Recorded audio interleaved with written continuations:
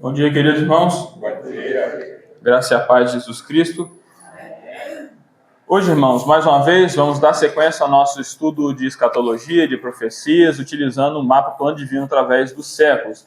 Hoje é o estudo de número 26, a qual eu vou abordar o tema no final, o que acontece no final do milênio, a última revolta. Também vamos falar um pouquinho sobre a destruição da terra através do fogo. O Lucas está colocando, a Patrícia botando o mapa ali para a gente. E aqui nós estamos falando então aqui sobre essa revolta e destruição final, né? A destruição da terra por fogo. Então esse estudo ele vai ser dividido em 3 blocos. Nós vamos falar sobre Gog e Magog, o que significa Gog e Magog em Ezequiel também. O segundo bloco vai ser sobre a destruição da terra através do fogo, né? Como a Bíblia descreve o que vai acontecer no final do milênio. E também nós vamos trazer uma aplicação de falar o porquê que Deus trabalha com profecias muitas das vezes confusas, né? Não deixou tão claro assim para nós. Esses 3 blocos que nós vamos trabalhar. E antes disso, irmãos, eu queria, antes de entrar no nosso tema, eu queria mostrar para os irmãos o nosso novo projeto, que eu e os meninos estamos trabalhando nele, que é um novo mapa que a gente está planejando aí, né? Está criando, que é um mapa que tem o mesmo sentido do plano divino, vai ter algumas coisas bem semelhantes, porém ele vai ter um foco maior na parte profética escatológica. Ele vai ter mais e mais sobre o livro de Daniel, sobre o livro de Apocalipse também. É um mapa que a gente está desenvolvendo focado para dispositivos, para telas, né? E não para ser tanto impresso, ou seja, vai ser um mapa com mais detalhes. Se alguém for imprimir, ele vai ter que imprimir num tamanho maior, porque vai ter detalhes menores. Porque hoje a gente usa mais os meios digitais, né? E através do projetor ali a gente consegue dar zoom. Então eu posso colocar o tamanho que eu preferir. E diferente do plano divino, esse mapa, a imagem que vai ser o cartão postal dele, em vez de ser aquela estátua de Daniel deitada, né, que é a maior imagem do plano divino, nesse mapa que chama Plano Profético de Deus Ilustrado, vai ser a imagem de Deus na eternidade, né? Eu coloquei ali uma imagem tentando assemelhar com aquela descrição de Jesus em Apocalipse 1, que é ele com cabelos brancos, enfim. E sabemos que também não dá para representar Deus por uma imagem, mas isso é meramente didático, é uma ferramenta visual para a gente poder ensinar. E o que a gente já tem pronto dele hoje, que a gente está no começo dele, não sei nem quando eu vou conseguir terminar esse mapa aí, é a questão da criação dos anjos, né? Já coloquei aqui a criação dos anjos, o fato deles admirarem a fundação do mundo, que é dito em Jó, eu coloquei aqui os 7 dias, e tem muitas questões aqui bem diferentes, né? As ligações entre cenas de Satanás caindo e já vindo aqui para a dispensação da inocência na árvore do conhecimento do bem e do mal. Ou seja, é um trabalho que está sendo feito com as ilustrações um pouco mais refinadas do que o mapa Plano Divino. Temos aqui Satanás antes da queda também, né? Ele em seu estado de perfeição, está encarando aqui essa imagem de Jesus, né? No cinto dele aqui na eternidade, coloquei aqui o escudo da fé, que representa ali a Trindade, diferentes coisas que a gente colocou nesse mapa, que está ficando bem bacana. E esse mapa é um trabalho que não é só meu, né? É um trabalho que tem aí o Lucas, o Igor, o Ismael, o André. Né? Aí eu coloquei até equipe Liga, que é as nossas iniciais. L de Lucas, I de Igor, I de Ismael, G de Guilherme e A de André. Né? A equipe Liga está desenvolvendo, então, este novo mapa que tem o nome Plano Profético de Deus Ilustrado. Está no início, mas daqui um ano, não sei, a gente termina esse mapa. Enfim, se algum irmão quiser ter acesso e acompanhar como é que está sendo a construção desse mapa, na descrição do vídeo, quem estiver assistindo pelo vídeo, vai ter o link. E quem estiver presencialmente aqui, depois pode me pedir que eu passe para vocês poderem dar uma olhada como é que está ficando esse projeto em si. Certo? Deixa eu voltar aqui agora para o mapa Plano Divino, que essa que é a nossa ferramenta que estamos trabalhando com ela hoje. E a segunda coisa que eu queria deixar claro para os irmãos, antes da gente introduzir o nosso tema, é sobre um canal no YouTube que eu criei para postar os vídeos de pregações e estudos que a gente dá em outras igrejas, né? Igual a gente ministrou a primeira conferência escatológica de Macaé, eu estou postando lá no canal. Também a gente fez lá no IBAP, né, o encontro de estudos proféticos, que tem tenho o Orival, aí a gente está postando lá. Eu criei esse canal à parte para não postar tudo na casa de oração, nem embolar, né? Tem vídeos da casa de oração e ficar embolando vídeos meus de outras igrejas, que perde um pouco o sentido do canal da igreja. Então eu criei um canal para mim, que se alguém quiser nos ajudar lá, tem 16 inscritos só, se alguém quiser se inscrever, se interessar pelo nosso tema, pode estar à vontade também para se inscrever. O nome é Guilherme Travassos Escatologia, certo? Irmãos, então dando essa longa introdução, esse preâmbulo que nós já antecipamos o tema que iremos tratar, vamos então começar no nosso assunto de hoje. Nós falamos sobre o milênio, sobre diversas áreas dele já. Esse é o quarto estudo somente sobre o milênio. No primeiro eu falei, mostrei de forma bíblica como nós podemos crer que o milênio é literal. Milênio é o reino de Cristo após a sua volta em poder e grande glória. Na segunda aula, nós demonstramos aí o que acontece no início do milênio, aqueles 7 anos de fogo, 7 meses para sepultamento. Na terceira aula sobre o milênio, que foi o estudo passado, nós falamos sobre os aspectos do milênio, que aí a gente falou o que vai ter nesse reino, né? A gente falou sobre a paz ali na natureza e diversos outros aspectos. Quem quiser, o vídeo está na internet. E hoje nós vamos falar sobre a etapa final do milênio, o que acontece no finalzinho, que é descrito ali na perícope de Apocalipse, do capítulo 20, versículos 7 a 10. E vou pedir a Patrícia para colocar para a gente, na versão NAA, né? Apocalipse, capítulo 20, versos 7 a 10. E a gente vai ler ali o que acontece, então, no final. Qual é o desfecho desse reino milenial de Cristo? Cadê a água, hein? Hoje ninguém pegou água para mim. O Jorge falta, eles deixou sem água. Nessa perícope, nesse trecho, é descrito dessa forma. Quando, porém, se completarem os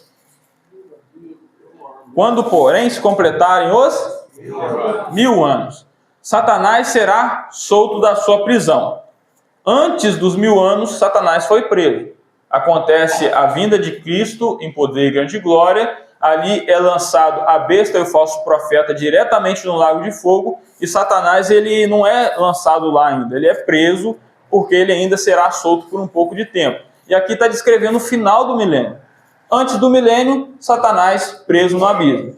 Lá no finalzinho do milênio, Satanás solto mais uma vez. E ali você vai ver o porquê que ele será solto. Versículo 8. E sairá para enganar as nações que estão nos 4 cantos da terra, Gog e Magog, a fim de reuni-las para a batalha. O número dessas é contado como a areia do mar. Marcharam então pela superfície da terra e cercaram o acampamento dos santos e a cidade amada. Porém desceu fogo do céu e os consumiu. O diabo que os tinha enganado foi lançado no lago de fogo e enxofre, onde já se encontram a besta e o falso profeta, e serão atormentados de dia e de noite para todo o sempre. Esse é o trecho de Apocalipse 20 que trata sobre o final do milênio. Satanás foi solto, enganou as pessoas, aquelas pessoas que nasceram com corpos naturais durante o reino milenial, então levou essas pessoas a se rebelar contra o poderoso rei, cercando a cidade do rei, mas como aconteceu no Armagedon, onde o Senhor destruiu eles pela sua espada, pela sua palavra, aqui é descrito que desce fogo do céu e mais uma vez o mal perde, é derrotado pelo bem. Esse é o desfecho do milênio. Então, o interessante aqui é que nós vemos uma palavra que é Gog e Magog. Parece que ele dá um parêntese no meio disso tudo e cita esse nome de Gog e Magog ali. E tem muita confusão sobre esses nomes que aparecem, e eles não aparecem só aqui, eles aparecem também lá em Ezequiel capítulo 38 e capítulo 39, e a gente vai ler também daqui a pouquinho, né? Então, meus irmãos, a primeira coisa que fica na nossa mente: será que essa destruição final desses rebeldes que acontece ali é o mesmo evento do Armagedon, que também acontece algo semelhante de pessoas da terra se reunindo contra o povo de Deus? E a resposta é que não são o mesmo evento. Alguns irmãos, também da tradição, da linha, da escola pós-tribulacionistas, eles não creem no milênio literal. Então eles pegam esse Gog e Magog aqui, essa revolta final, e colocam como sendo ali o Armagedon. Mas eu tenho aqui 3 pontos para explicar de por que Gog e Magog, né, ou seja, essa revolta final citada ali em Apocalipse 20, não é o mesmo da Batalha do Armagedon, que também já fizemos um vídeo sobre. Por quê? Lá no capítulo 19, onde descreve a Batalha do Armagedon, tem umas coisas interessantes ali. Lá se reúne o povo novamente, com o anticristo sendo o líder deles, e eles se reúnem contra os judeus, contra o povo de Deus. E Cristo vem, em poder e grande glória, e como que Cristo mata ou derrota aqueles inimigos ali? Com a espada, né? Apocalipse capítulo 15, versículo 20. 19, versículo 15, né? Apocalipse capítulo 19, versículo 15. Ali descreve como que Cristo, como Jesus irá matar e terminará com essa batalha do Armagedon. 19, 15. Isso aí. Que é dito ali, ó. Ali está descrevendo a volta do Senhor Jesus em poder e grande glória. E é dito que da sua boca sai uma espada afiada, para com ela ferir as nações. Ele mesmo as regerá com cetro de ferro, e ele mesmo é quem pisa o lagar do vinho do furor da ira de Deus Todo-Poderoso. Então, ali, através da sua palavra, os inimigos são derrotados. Armagedon, os inimigos derrotados pela palavra de Jesus, né, proferida por Jesus. E agora, ali no Apocalipse capítulo 20, que a gente leu, a forma que aquela revolta chega ao final, a forma que Deus derrota aquele povo, aquela multidão, é através de um fogo que desce do céu. Né? A gente leu ali agora. Vem um fogo do céu e os consome. Então, Armagedon, a palavra de Deus mata os inimigos. Lá ali, na revolta final, é um fogo que desce do céu e consome os inimigos. Ou seja, a forma de derrotar é diferente. O segundo ponto, ou o segundo motivo pelo qual a gente entende que são eventos distintos, o Armagedon e essa revolta final, é pelo fato das aves que é descritam ali que comem o resto dessa batalha. Né? No Apocalipse 19, versos 17 e 18, pode colocar para mim ali? Essa revolta final, eu creio que pode ser o caso do período do milênio, o Senhor Jesus Cristo vai governar. E assim como a gente não concorda com muita coisa que o governo faz, eles não vão concordar também, porque ele vai dominar sobre todos. Isso aí, né? Talvez os motivos, né, pelas quais pessoas ainda vão tentar destruir esse governo, que é um governo divino, um governo super bom, porém um governo, entre aspas, uma certa ditadura, porque não tolera o pecado. Se você discordar ou querer contrariar esse rei, você vai ser penalizado, você vai ser restringido. Então, para quem quer pecar, não vai ser um reino tão bom assim, e talvez essas pessoas que nasceram ali não conheceram como é os dias de hoje, só conheceram aquele reino lá, vão se rebelar através do engano de Satanás, como é descrito ali. E olha só o que é dito ali sobre o Armagedon. Então viu o anjo posto em pé no sol, ele gritou com voz forte, dizendo a todas as aves que voam pelo meio do céu: venham, reúne-se para a grande ceia de Deus. Versículo 18. Para comer carnes de rei, de comandantes, carne de poderosos, carne de cavalos e seus cavaleiros, carne de todos, quer livres, quer escravos, tanto pequenos como grandes. Então, aqui no final do Armagedon, é dito que depois que o Senhor derrota todos os inimigos, as aves vêm se alimentar da carne deles. Né? E é dito ali que vai ter reis, comandantes, e no final do milênio, naquela rebelião, os comandantes que irão governar a terra, entre aspas, né, seremos as pessoas, seremos nós, né, com corpos glorificados, ou seja, não tem como a gente com o corpo glorificado se rebelar contra Deus e no final ele nos destruir e a nossa carne ser comida por animais. Ou seja, no Armagedon, depois que Jesus mata, aves vêm e comem os governantes que foram mortos, esses governantes que se rebelaram contra Jesus. No final do milênio, isso já não tem como acontecer, porque os governantes... Isso, a juízo das nações, né? Não tem como acontecer, porque quem será os governantes durante o milênio? Seremos nós, a igreja, também aqueles que passaram pelo período tribulacional e morreram lá. Né? Então, esse é o segundo ponto. O terceiro ponto, pelo qual a gente entende que o Armagedon é diferente da revolta final, é por conta dessa passagem que fala que Satanás será lançado no lago de fogo, onde já estão a besta e o falso profeta. Por quê? Meus irmãos, quando é que a besta e o falso profeta são lançados no lago de fogo. Em que momento?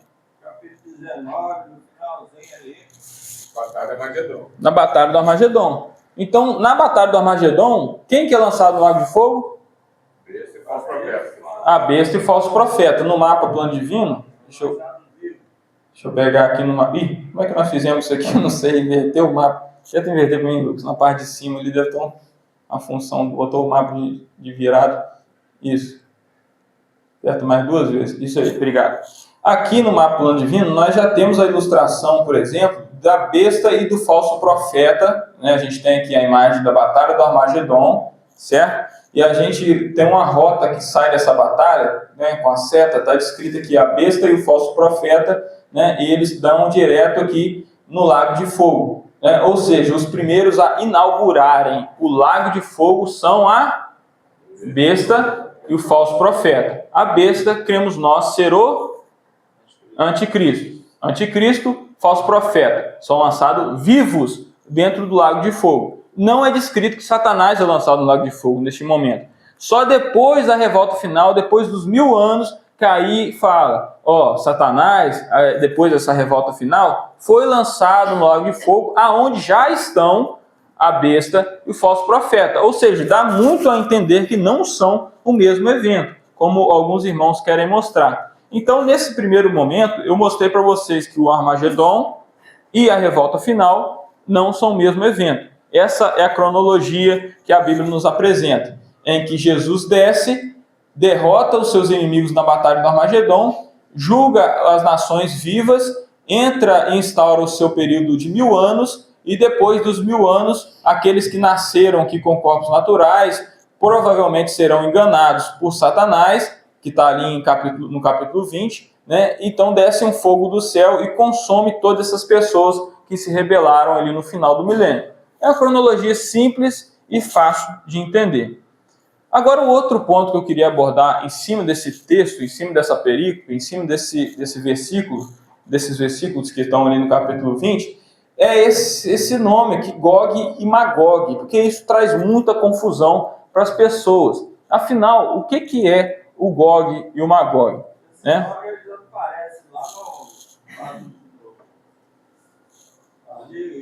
Depois de Noé, antes de Abraão, aparece esses nomes lá. Isso, você encontra esses nomes em Crônicas, capítulo 1. Tá? Muita gente vai para o Gog e Magog, os países que não só é a Rússia. Eu já li na Bíblia explicada, na lição todos é difícil de interpretação. Alguns creem que a Rússia não pode ser, pessoal. É isso mesmo. Gog e Magog ele é citado mais explicadamente lá em Ezequiel 38 e 39. A gente pode ler os 6 primeiros versículos de Ezequiel 38, né, que ali vai aparecer esses nomes e outros também. Ali em Ezequiel 38 é dito assim, a palavra do Senhor veio a mim dizendo, filho do homem, vire o seu rosto contra Gog, da terra de Magog, príncipe de Roz, de Meseque, de Meseque e Tubal, e profetize contra ele. Próximo versículo. Dizendo, assim diz o Senhor Deus, eis que estou contra você, Gog, príncipe de Roz, de Meseque e de Tubal. Eu o farei mudar de direção, porei anzóis em seus queixos e o levarei para longe, juntamente com todo o seu exército, cavalos e cavaleiros, todos vestidos de armamento completo. Grande multidão, com escudos, todos empunhando a espada. Persas e etíopes e Pute com eles, todos com escudo e capacete. Gomer e todas as suas tropas, e a casa de Togarma, do lado do norte, e todas as suas tropas, muitos povos com você. Então aqui em Ezequiel 38 é citado o quê? Ele cita Gog, que é um nome próprio de uma pessoa, provavelmente era um líder, era um governante maior, e aí ele cita aqui outras coisas também, outras cidades, ou terras, né, que seria Roz, Magog, Meseque, Tubal, Persas, etíopes, Pute, Gomer e Togar. Aí o pessoal olhou essa passagem e começaram a tirar interpretações cruzando dados com as coisas que acontecem nos dias de hoje. Né? Eles vão pegar, por exemplo, esse nome Roz, que é dito ali, Gog, príncipe de Roz, e vão tentar encontrar historicamente, vão ligar esse nome Ros até pela semelhança sonora com o nome Rússia, que aí o irmão citou ali, né? Ros seria Rússia. Aí eles vão fazer uma ligação, essa interpretação da vez aí, que muitas pessoas estão falando nisso, tá? Eles dizem que Meseque, que é o outro nome que é citado ali, volta lá no versículo 1, versículo 2, melhor. Ele cita ali o nome de Meseque, eles vão comparar a semelhança desse nome com Moscou, e Tubal vão falar que é Tubalsk, né? Tudo assemelhando ali com a Rússia, né? E aqui, irmãos, a primeira coisa que eu queria passar para vocês, né, por mais que eu não vou explicar tintim por tintim de Gog e Magog aqui, eu só quero trazer para vocês o quê? Hoje em dia acontecem profecias, irmãos, pessoas pegam essas passagens e falam, está se cumprindo, a Bíblia está se cumprindo, essa guerra que está tendo da Rússia contra a Ucrânia, a Rússia flertando, não sei, talvez vá atacar Israel, está vendo? Isso está cumprindo profecias da Bíblia e apontam para esse Gog e Magog aí, por conta dessa similaridade, né? Essa semelhança dos termos que é citado ali. Aí a gente fica, poxa, será que vai ser isso mesmo? Será que essa profecia de Gog e Magog diz respeito ao que acontece nos dias de hoje? Quando se cumpre essa profecia de Gog e Magog, e fica uma confusão danada. E, meus irmãos, quando a gente trata de escatologia e de profecias bíblicas, a gente tem que abordar com muita cautela e tentar apontar os cumprimentos dela, sempre somando as outras passagens da palavra de Deus. Porque se a gente pegar as profecias e tentar encontrar semelhanças nos dias de hoje e trazer interpretações em cima disso, a gente cria uma confusão, um caos, né? Porque no passado, nesses dias, pessoas já pegaram algumas profecias da Bíblia e aplicaram a coisas que estavam acontecendo em suas épocas e acabaram errando. A gente tem, por exemplo, lá, quando acontece em 2001 a queda das Torres Gêmeas, alguns irmãos já devem ter ouvido lá que em Daniel capítulo 8 é contado lá a história do bode, do carneiro. Esse bode ele vem voando praticamente e destrói lá aquele carneiro que tem 2 chifres. Aí alguns pegaram, tá vendo? Ó, essa profecia de Daniel 8 diz respeito à destruição das Torres Gêmeas. Mas a gente vê que a própria profecia lá, ela dá a interpretação. E não é isso que significa, né? A gente tem que ter, então, cautela a quando a gente pega para analisar profecias, né? E muitas das vezes as pessoas fazem isso. A gente tem outro caso também, por exemplo, quando surgiu o código de barra, que falaram que seria o quê? A marca da besta, né? Saiu o código de barra, é a marca da besta. Então, muitos irmãos são muito sensacionalistas, acabam interpretando de forma errada, né? E a gente vê isso aí também acontecendo hoje em dia com essa passagem de Gog e Magog, né? O que acontece ali também, uma confusão que tem apenas nessas versões NAA e na versão ARA, é esse nome Ros, que eles falam que é Rússia. Mas Ros ali é um termo Rosh, do grego, que significa chefe, cabeça, né? Então as outras versões, meu pai vai ler para mim como é que está na RC ali, essa passagem, pai, lá em Ezequiel 38, verso 2, e vocês vão ver que esse nome Ros ele nem é citado, porque Ros ali dá a entender que é uma terra, dá a entender que é uma cidade, né? Que fala ali, ó, Gog, príncipe de Ros, né? Pode, homem, dirige o teu rosto contra o Gog, terra de Magog, príncipe chefe de Meseque e Tubal, e profetiza contra ele. Então pausa aí, olha só, aí nem cita o nome Ros, não é isso, pai? Ele fala que é príncipe e chefe de Meseque e Tubal. Ou seja, Gog, ele era príncipe e chefe de Meseque e Tubal. Ele não era príncipe de Ros, porque Ros significa chefe, significa cabeça, né? Então, quase todas as versões em português não tem esse nome Ros. Só a versão NAA, a NAA que a gente usa, também tem a versão ARA e a versão tradução brasileira, coloca esse Ros, que traz confusão nesse meio aí. Então, Guilherme, não entendi nada que você falou, Gog e Magog, um negócio difícil, não entendi nada. Irmãos, o que eu deixo para vocês é, tomem cuidado com o que vocês veem na internet. Ah, está se cumprindo profecias. Qual profecia que está se cumprindo? Vamos pegar a profecia e vamos ler. Será que está se cumprindo mesmo? Né? Alguns irmãos, algumas pessoas, até mesmo alguns judeus, acreditam, por exemplo, que aquela profecia lá do Vale dos Ossos Secos, de Ezequiel 37, já se cumpriu. Mas nós, quando a gente pega aquela profecia para ler, lá disse que todo Israel será convertido, todos eles terão um espírito, eles vão ter por líder, por chefe, o próprio Davi, né, que alguns entendem ser Davi ressurreto, ou o próprio Senhor Jesus. Ou seja, Ezequiel 37 só se cumpre plenamente no milênio. E alguns pensam que Ezequiel 37 já se cumpriu no dia de hoje, quando Israel voltou para a terra, né, que fala do Vale dos Ossos Secos. Ou seja, a gente tem que ter cautela para analisar e para aplicar profecias da Bíblia. Isso que eu queria passar para os irmãos, né? Aí alguém pode estar pensando assim, tá, Guilherme, então Gog e Magog, no capítulo 38 e 39 de Ezequiel, se encaixa no mesmo momento lá de Gog e Magog, que é citado em Apocalipse? Ou seja, Ezequiel 38 e 39 estão se referindo ou descrevendo a revolta final no final do milênio? E a resposta curta é que não, pelo menos não completamente. Porque ali, como eu disse, Gog, ele é uma pessoa, ele é um líder. E quando a gente vê no capítulo 39 o que é dito sobre esse líder, provavelmente Gog é mais um dos nomes usados para o anticristo. E esse Gog e Magog aqui está descrevendo a batalha do Armagedon, e não está descrevendo a revolta final, né? Eu posso mostrar o porquê disso. A gente tem lá, por exemplo, no versículo 19, coloca para a gente, versículo 19 do capítulo 38. Olha o que é dito ali. Olha só as evidências pelas quais a gente entende que esses dois capítulos de Gog e Magog de Ezequiel estão se referindo ao Armagedon.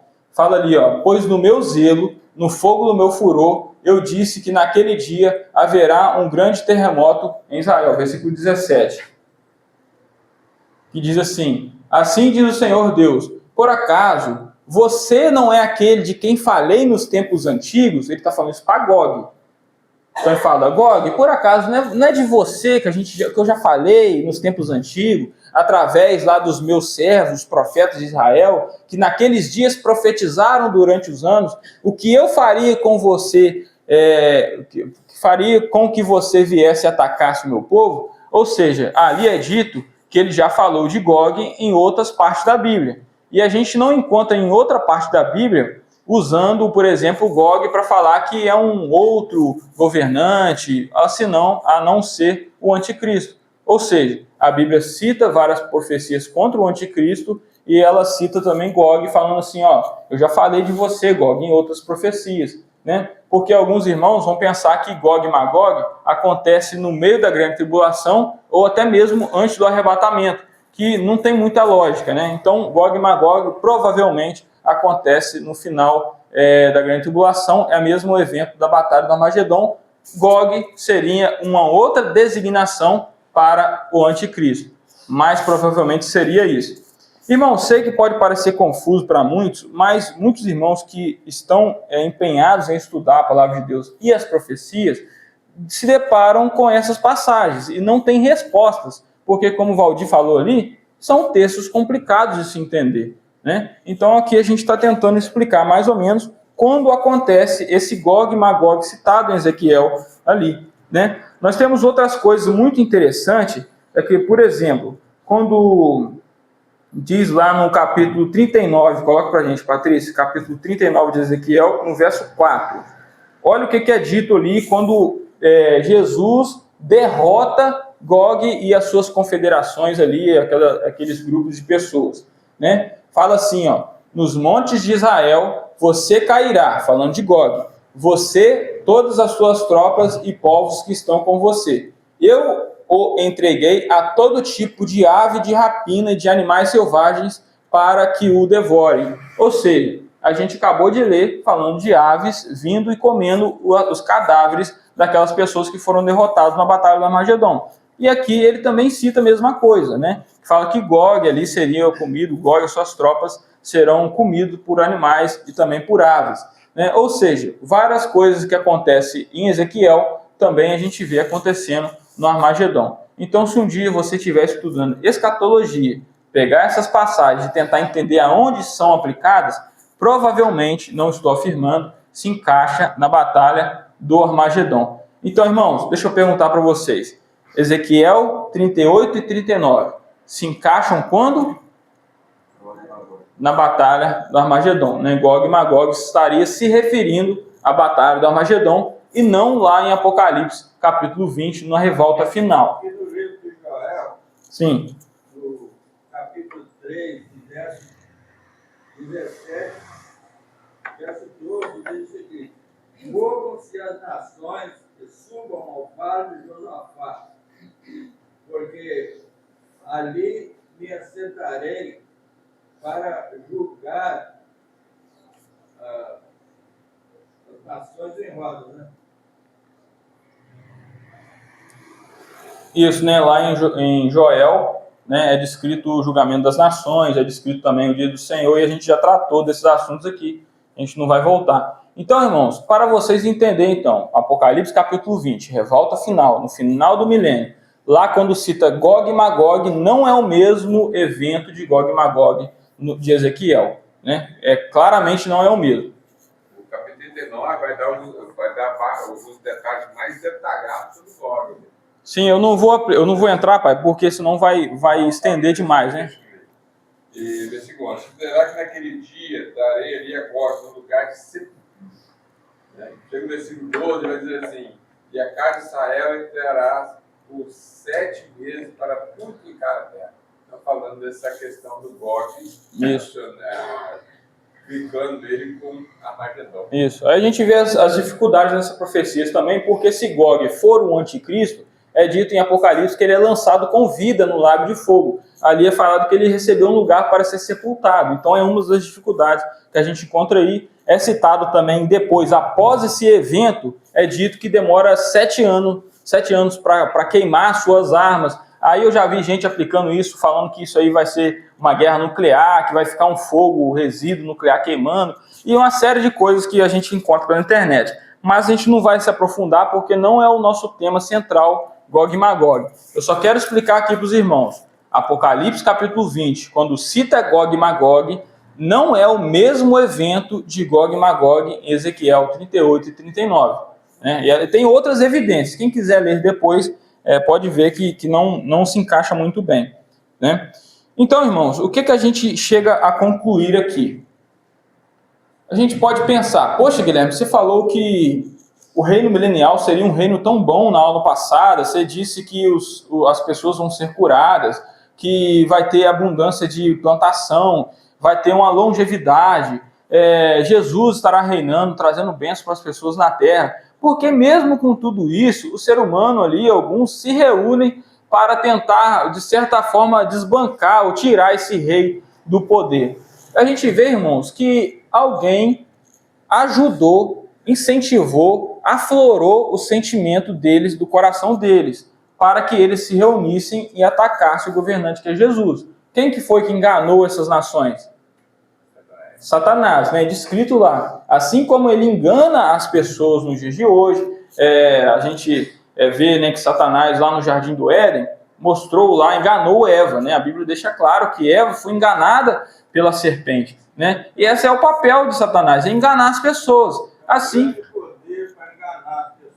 né, de persuasão, de iludir. É assim que Deus disse, não comerás toda a árvore do jardim. Isso. Ele sugeriu para que Eva respondesse.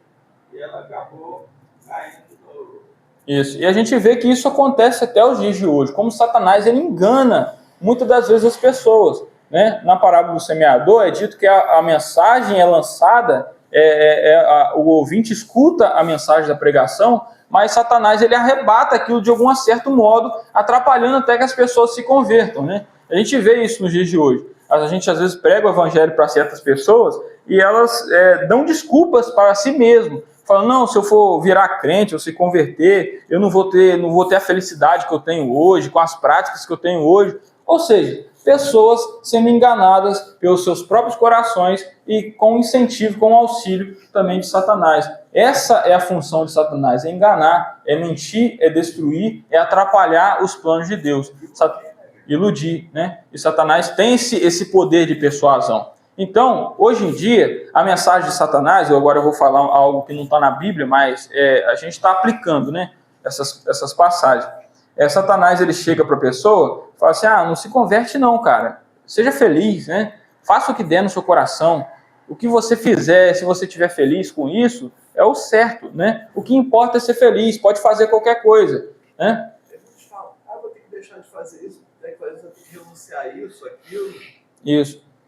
Aí, no milênio, provavelmente, quando Satanás ele é solto e ele vai enganar essas nações, talvez, isso aqui é uma suposição, Satanás ele pode falar assim, rapaz, lá na minha época, quando eu governava esse mundo, porque hoje em dia, irmãos, atualmente, quem que é o Deus desse século?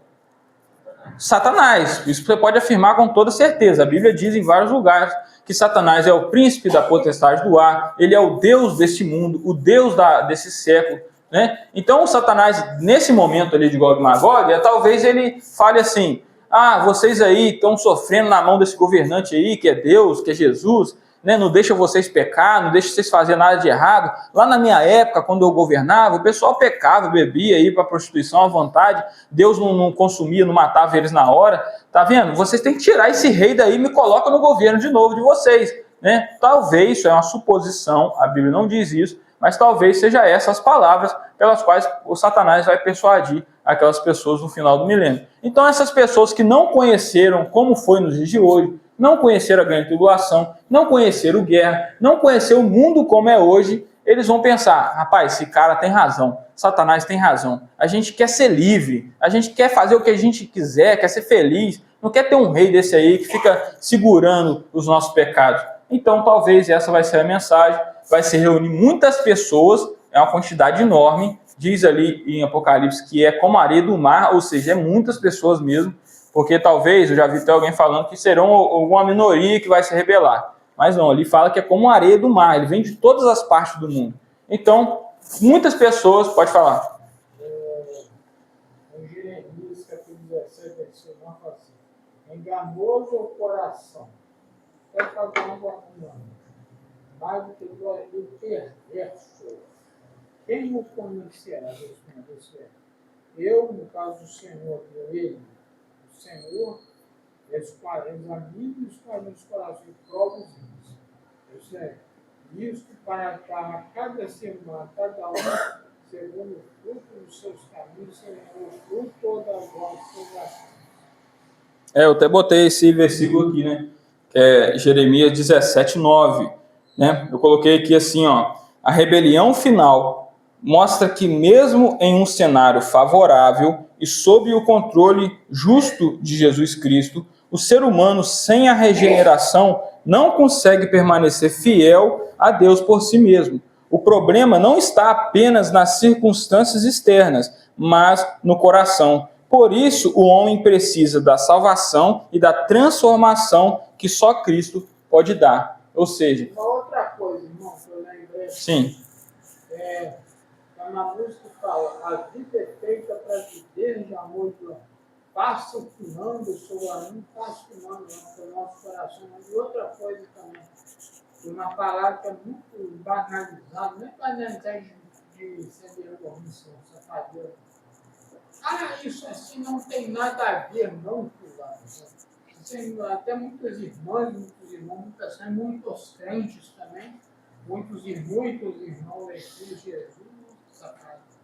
Então o meu sogro que fala, ele fala assim, rapaz, nada a ver, é coisa de Satanás, né? Porque às vezes a gente faz alguma coisa que parece errado, não tem nada a ver não, isso aí também não é tão certo, né? Dependendo do contexto. É uma coisa, é as formas que Satanás vem enganando e iludindo as pessoas nos dias de hoje. Quer falar assim?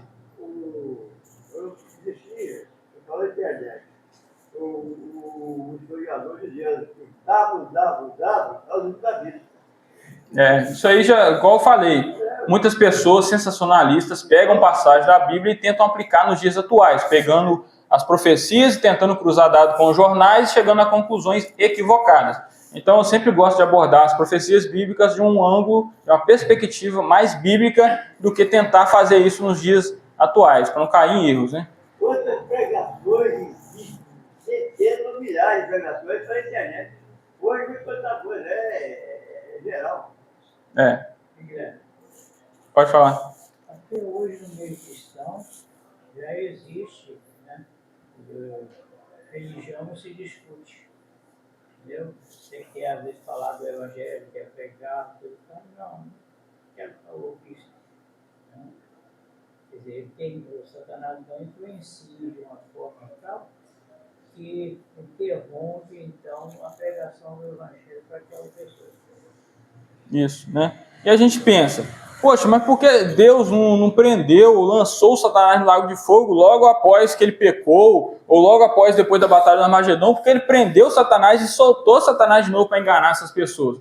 Porque, irmãos, Deus, na sua soberania, ele mostra que Satanás é um cachorro na sua coleira. Ele controla as ações de Satanás, né? E ele usa Satanás para poder extrair esse sumo, para aflorar no coração do ser humano todo aquele pecado, para que depois o Senhor Deus condene esses seres humanos que estão ali no final do milênio, né? Satanás, ele age só na esfera aonde Deus permite. A gente vê isso em Jó também, né? Ele só vai até onde Deus estabelece. E é a soberania de Deus, né, irmãos? Pode falar. Por isso a questão sobre o Deus desse século, Paulo ele fala muito claro nisso em 2 Coríntios capítulo 4, versículo 4, dizendo assim: o Deus desse século cegou o entendimento dos incrédulos para que não resplandeça a luz do Evangelho da glória de Cristo. Então, Satanás, em todo o decorrer da história, ele oferece ao homem algo que o homem sempre desejou. O sentimento do pecado nos leva a querer ser livre, né? Por mais que esse aprisionamento traz para a gente benefício, né? O que acontece com Eva.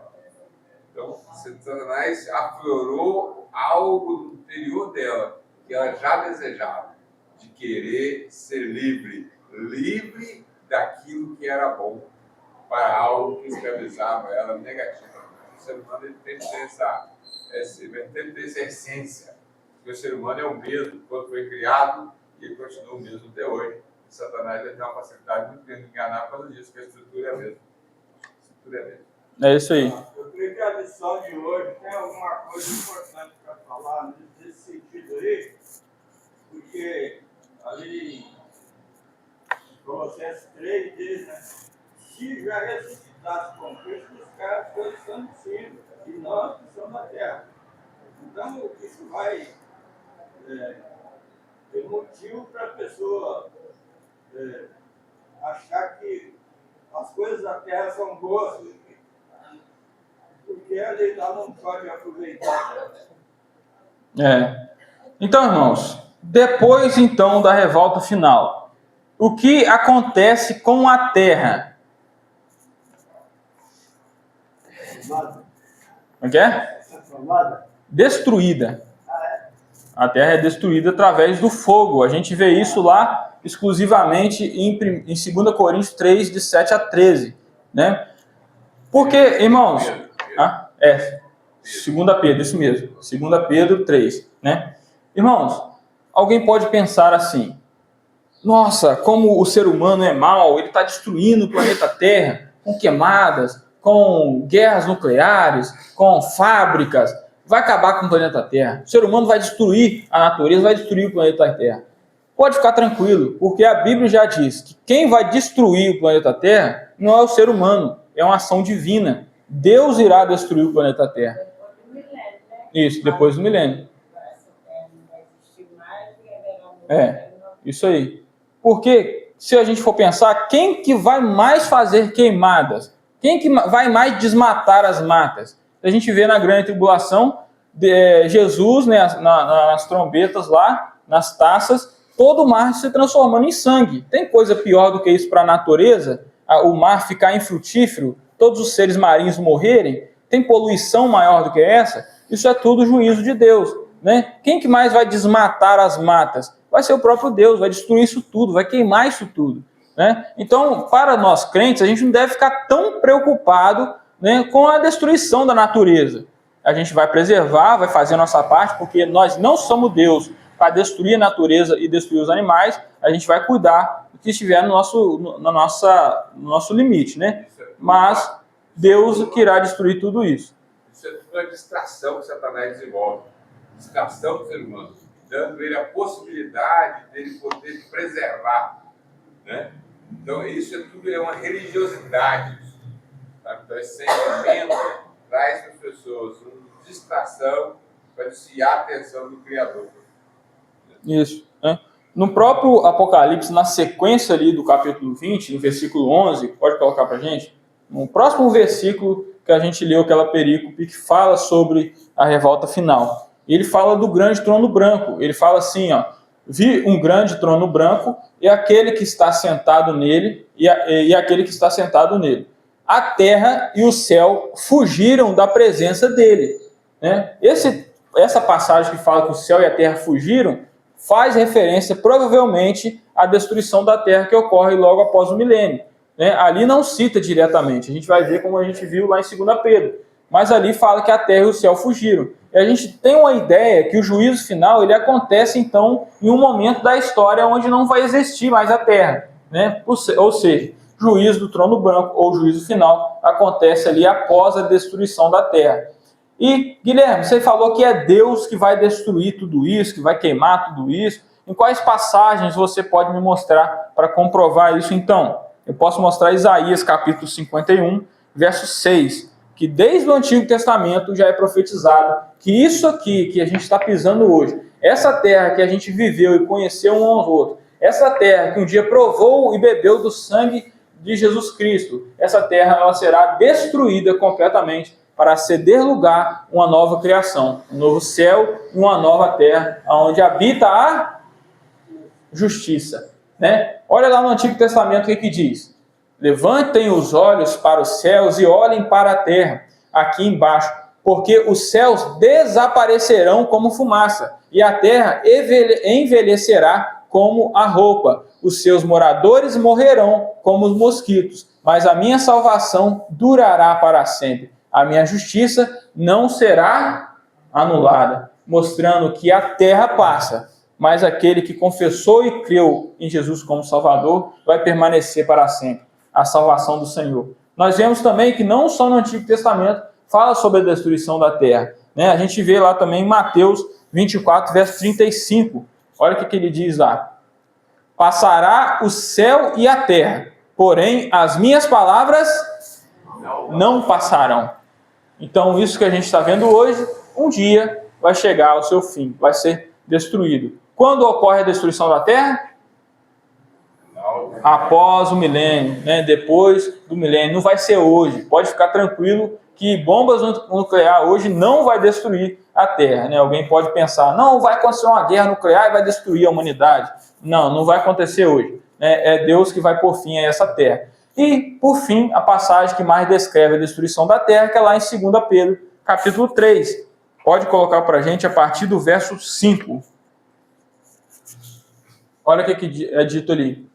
Acontece que, de propósito, esquecem que os céus existem desde muito tempo, e que a terra surgiu da água e através da água pela palavra de Deus. Com base nesta palavra que criou os céus e a terra, essa palavra que fez tudo, essa palavra, o verbo, o poder, através dessa mesma palavra, também o mundo daquele tempo foi destruído e afogado em água. Quando que o mundo foi destruído e afogado em água? No dilúvio. Né? Alguns tentam aplicar essa passagem a um dilúvio de Satanás antes da criação, que a gente também não vai entrar nessa... Pode falar. Gênesis 1, a Escritura fala que o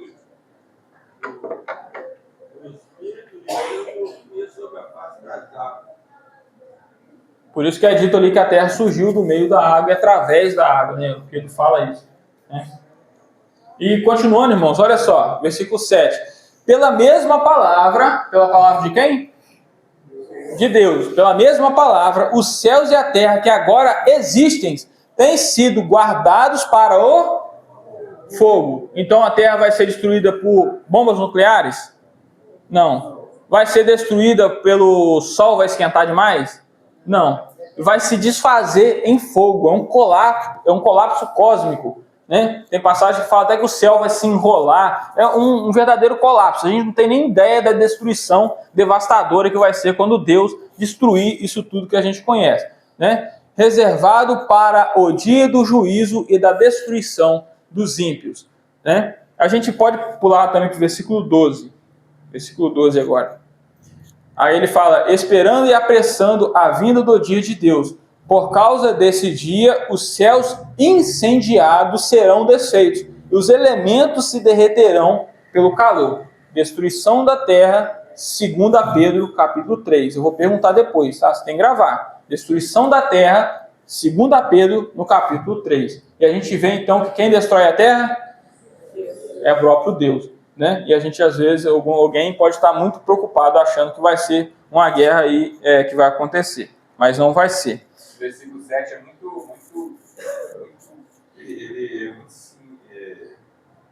claro no sentido da destruição. Diz assim, ó, mas os céus e a terra que agora existem, pela mesma palavra, se reserva como tesouro.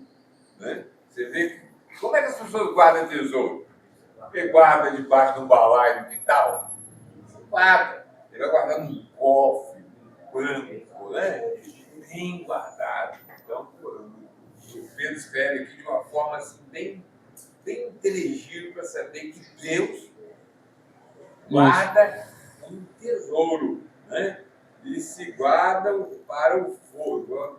Fala a palavra se reserva como um tesouro. Como um tesouro. Né? Bem guardado. Então, pode ir no barraco, matar de dentro do telhado, pode acabar com a girafa, tudo. Né? Não vai fazer diferença. A gente, como não somos Deus, a gente não vai também destruir isso ao bel prazer. Mas a mensagem que eu quero trazer para os irmãos é que não fiquem demasiadamente preocupados com a natureza, porque isso tudo vai acabar pela mão do próprio Deus, né? Mas o que tiver ao nosso alcance, a gente deve fazer, né? Como crente. Não é gastar energia, não é de forma desregrada também. Não é fazer de qualquer forma, né? A gente faz a nossa parte. Porque quem vai destruir a terra, como é dito, é Deus, não são os crentes. Assim também Deus fala que ele vai destruir os ímpios. Mas os crentes têm que matar os ímpios? Claro que não. Os crentes vão fazer a sua parte. Então a gente, como crente, como ser humano, a gente vai cuidar, preservar, mas não ficar afloradamente, despreocupadamente, levantando bandeira, fazendo protesto, indo lá na Amazônia, desenhando girafa na testa, falando para não queimar as coisas, porque eu vejo isso como sendo desnecessário. Pelo próprio Deus, vai queimar esse negócio todo aí que a gente conhece. É não gastar energia com essa missão. Não gastar energia com gente, não proteger gente, buscar gente, pregar o evangelho, ajudar a gente. Não gastar energia. As pessoas gastam milhões de dias do mundo para proteger essas coisas, esse negócio. Mas, irmãos, nessa profecia também aqui de 2 Pedro, ela tem uma dificuldade interpretativa, que quem já leu, já estudou essa passagem, sabe que ela não está querendo relatar os eventos cronológicos, ela está falando ali sobre santidade, ele vai falar ali também sobre, nos últimos dias, pessoas irão falar, onde que está a vinda do Senhor, ele tem um outro foco. E vocês vão perceber que, se tivesse apenas essa passagem na Bíblia, dava a entender que após a volta de Cristo já aconteceria essa destruição. Se você pegar para ler só esse capítulo, você vai chegar à conclusão que a destruição da terra não será depois de um milênio, será no mesmo momento em que Cristo voltar para reinar, para destruir os ímpios, né? Ele fala que por conta do dia do nosso Deus ali, né, a rimera de Deus, né, por conta desse dia os céus se desfariam. Pode falar. O Senhor é como um dia como 1 ano. Isso. E por conta dessa passagem, a gente entende que o dia do Senhor, aquele citado no Antigo Testamento de várias maneiras, ele não se aplica somente à batalha do Armagedon ou ao final da grande tribulação. Ele tem um caráter mais amplo que pegaria também todo o milênio. Né? O dia do Senhor, ele engloba desde do arrebatamento da igreja até o final do milênio. É um conceito mais amplo desse dia. Né? Então, irmãos, como é que a gente resolve esse problema? Guilherme, poxa vida, olhando aqui essa passagem, dá muito a entender que não vai ter milênio. Quando Cristo voltar, tudo vai se acabar. E muitos pensam dessa forma. Né? Mas aí, irmãos, a gente pensa, será que a Bíblia já nos deu profecias que já se cumpriram? Já? No Antigo Testamento, pensando, vamos falar sobre Jesus. A Bíblia já profetizou coisas sobre Jesus que já se cumpriu, certo? Quando a gente pega esses textos e analisa eles, e você lê esses textos, você chega a uma compreensão diferente do que aconteceu. Como assim, Guilherme? Por exemplo, lá em Isaías, no capítulo 9, versos 6 a 8, olha só o que diz ali. Porque um menino nos nasceu, um filho se nos deu.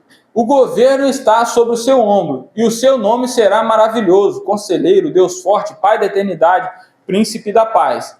Ele estenderá o seu governo, e haverá paz sem fim sobre o trono de Davi. Nessa passagem, a gente lendo, vai nascer o menino. Quem que é esse menino citado ali?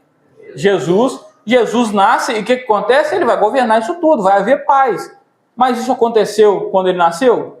Não aconteceu. Hoje a gente não tem paz. Há 2000 anos a gente espera se cumprir essa outra parte da profecia, que lendo essa profecia parece que vai ser o quê? Tudo na mesma hora, que vai acontecer em sequência. Mas hoje a gente entende que tem um período gigantesco entre a parte que fala que o menino nasceu e a parte que fala que ele vai estabelecer o seu reino com justiça, com juízo, né?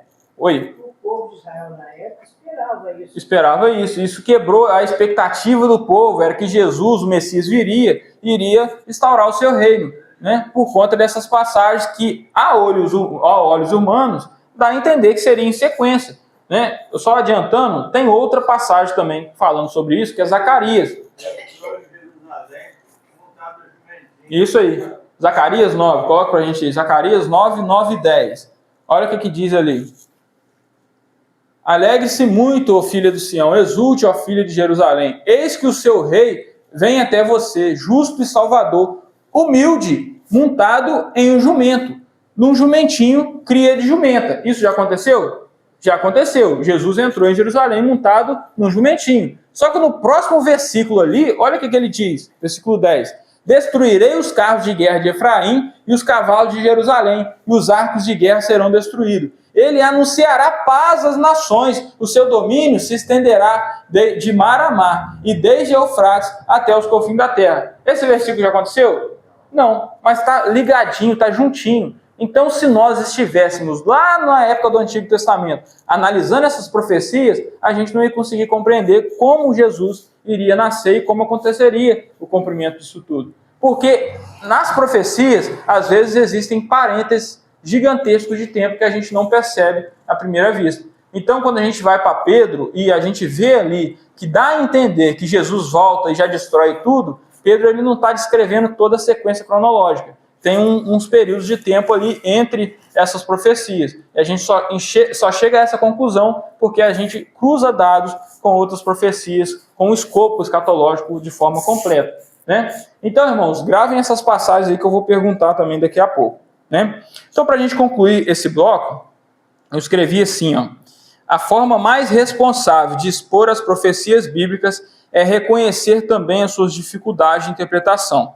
Na escatologia, devemos afirmar com firmeza o que a Bíblia revela claramente, mas tratar com humildade aquilo que depende de interpretação. Caso contrário, podemos formar ouvintes arrogantes que desprezam outros irmãos sinceros por pensarem diferente. O estudo das profecias deve produzir vigilância, santidade, esperança em Cristo, não soberba ou divisão, porque é o que acontece hoje. Quando eu aprendi escatologia, eu estou aprendendo até hoje, né? Mas quando eu estava aprendendo mais no início, se vocês repararem nos estudos iniciais, eu tinha uma postura um pouco mais arrogante com os irmãos que pensam diferente da gente, né? De uma forma um pouco mais jocosa, fazendo piadinhas, né? Mas hoje, quando eu pego a palavra de Deus, encontro e vejo todas as dificuldades dentro das profecias, eu entendo que eles também são irmãos sinceros que também buscam a interpretação correta. Porque todos nós estamos pesquisando, somos pesquisadores, né? Então, irmãos, quando a gente pega as profecias, a gente vê que não é essa coisa tão facinha e resolvida como muitos pregadores tentam passar, né? A escatologia tem suas dificuldades, sim. Interpretação, né? Tem que analisar tudo, tentar entender. E a pergunta que fica, poxa, por que Deus deixou esse negócio tão assim, difícil de entender? O negócio parece até que está meio bagunçado, uma passagem ali, outra passagem lá. Por que Ele não deixou isso mais claro? Se Deus tivesse deixado escrito na Bíblia, a igreja não vai passar pela grande tribulação, ia resolver 90% das discussões que a gente tem com outros irmãos com relação a esse evento. Então, por que Deus fez dessa forma? E a resposta que eu encontrei na Bíblia mais simples é porque Deus quis que fosse assim, né? Deus não escolheu revelar tudo para o ser humano. ele revelou em partes. Isso a gente vê, por exemplo, em Deuteronômio 29, que lá diz que as coisas que estão reveladas, a gente pode se debruçar, a gente vai compreender porque Deus quis revelar para nós.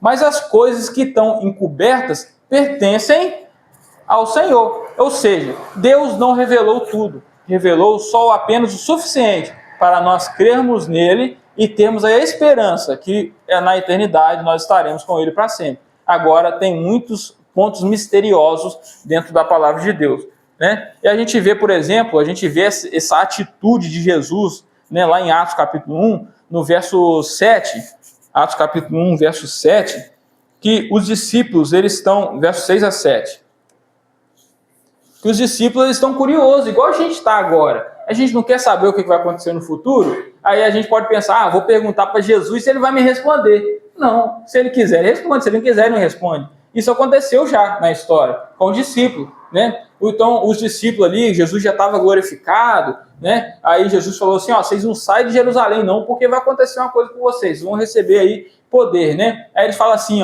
então os que estavam reunidos com Jesus, lhes perguntaram, será este o tempo em que o Senhor irá restaurar o reino de Israel? Uma pergunta sincera. Senhor, será agora que você vai cumprir aquelas profecias? Aí sabe o que Jesus responde? Olha só, Jesus respondeu, não cabe a vocês conhecer os tempos ou as épocas que o Pai fixou pela sua própria autoridade. Então por que Deus não deixou claro o futuro na palavra de Deus? Porque ele quis, né? Ele revelou coisas para nós e outras deixou oculto, que a gente só vai entender quando acontecer. Porque nenhum dos profetas conseguiram entender como se cumpririam as profecias a respeito de Jesus. Não conseguiram chegar a essa compreensão. A gente vê, por exemplo, lá em Daniel, capítulo 12, quando, não precisa colocar não, né? Daniel, ele quer entender, o Daniel acaba de receber profecias da parte de Deus, e Daniel quer entender as profecias. Pergunta o anjo, e o anjo explica, Daniel, você não... vai meu filho, vai, dorme, descansa, que essas profecias aí é para o tempo do fim. Então Deus, pode falar, dona Celeste.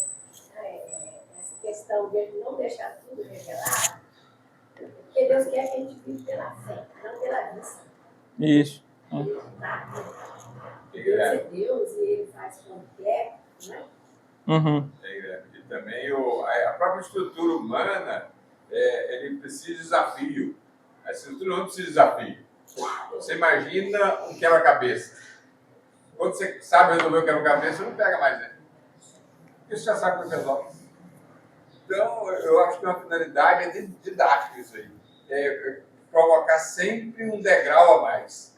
Sempre vai ter um degrau a mais. Eu também penso assim. Sempre tem um degrau a mais. Entendeu? Então, se Deus deixasse tudo explicadinho, você vai crer em Jesus, vai vir a grande tribulação tal ano, então isso vai acontecer, E a vida vai ficar meio assim, sem sentido, sabe? É quando você resolve um quebra-cabeça, você pega um quebra-cabeça ali, e você descobriu como é que se resolve, você não mexe mais. O desafio é grande para aquele que não sabe o quebra-cabeça. Então, a Bíblia, mais ou menos, eu entendo também nesse sentido didático. As profecias são como um quebra-cabeça que está faltando algumas peças, que Deus não nos quis revelar. E a gente, esforçando para entendê-las, a gente vai estar sempre estudando, se aprofundando, né? Mas não tem como chegar a uma conclusão final sobre todos os assuntos futuros, né? Porque vai ter muitas coisas aí que está escuro ainda para nós, e depois que acontecer a gente vai saber, né? A gente lembra quando aconteceu o Jesus lançou o ministério terreno, ele falava um monte de coisa assim, não deixava claro para os discípulos. Aí depois, quando aconteceu, o discípulo falou assim, lembrei, você lembra que Jesus falou esse negócio com a gente? Né? Depois que aconteceu. Pode falar, irmão. Lá em Deus,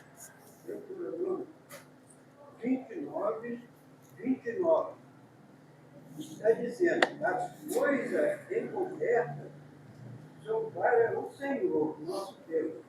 Porém, as reveladas são para nós e para nossos filhos, para sempre, para cumprirmos todas as palavras de Deus.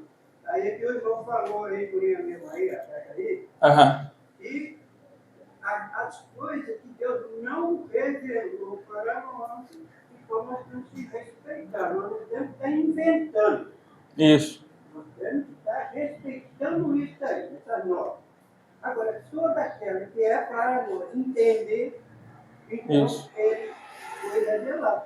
Isso. A gente pode imaginar, pode tentar teorizar, mas o problema é quando a gente pega essa teoria e tenta aplicar como doutrina imutável, doutrina real, que a Bíblia não deixa claro, né? Muitos ensinadores às vezes fazem isso. Pega uma profecia que não é tão clara e coloca nela algumas interpretações, ó, é desse jeito aqui que vai acontecer, né? E não é o correto. Então, irmãos, para encerrarmos, vamos fazer uma breve recapitulação, né?